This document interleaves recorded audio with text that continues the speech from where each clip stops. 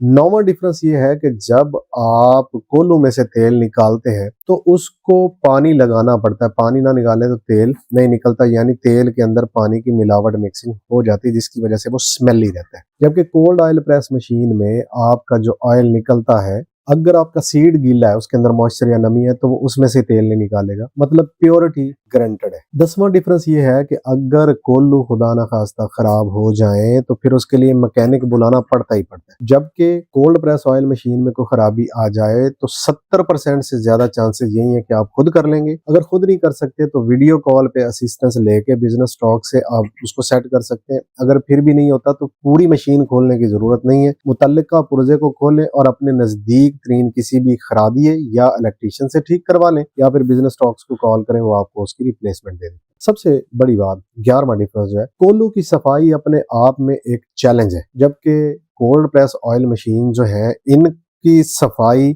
With in 3 minutes आप खुद पूरी मशीन को खोल के साफ कर सकते हैं। ये 12वीं चीज बड़ी जरूरी फैसल भाई ने याद कराई। ये जो आम मशीनों से या कोल्हू से खल निकलती है, वो खल बड़ी मोटी होती है और उसको जानवर के खिलाने में बड़ी दिक्कत होती है, जबकि इसकी जो खल होती है ये पतरी नुमा होती है। इसको आप ऐसे हाथ से मसल के फूंक मारें, ये उड़ जाती है। वनडे वालों के लिए ये सोना है, मतलब उनको क्रशिंग करनी ही नहीं पड़ती, सीधे सीधा वनडे के अंदर इस्तेमाल हो जाती है। छोटे जानवर बड़े शौक से खा लेते हैं, यहाँ तक कि लोग मुर्गियों को डालते हैं कि मुर्गियां इसको खुराक के तौर पे खा लेती हैं। और न्यूट्रिएंट्स, जैसा कि मैंने बताया, टेम्परेचर चूंकि बढ़ता ही नहीं है तो न्यूट्रिएंट्स इसके जाए होते ही नहीं है। और कोल्ड प्रेस ऑयल्स का सबसे बड़ा फायदा ये है कि जो बंदे इसका बिजनेस करते हैं उनको रेट और प्रॉफिट मार्जिन अच्छे मिलते हैं, क्योंकि लोग समझते हैं कि ये जो चीज है ये आम ऑयल से बहुत ज्यादा मुख्तलिफ